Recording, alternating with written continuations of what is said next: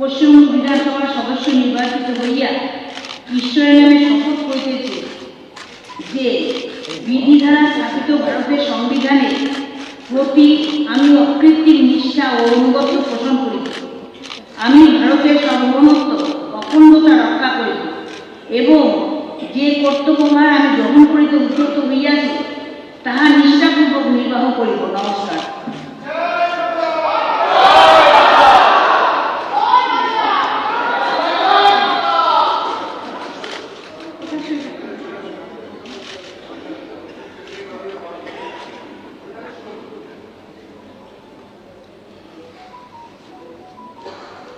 Next,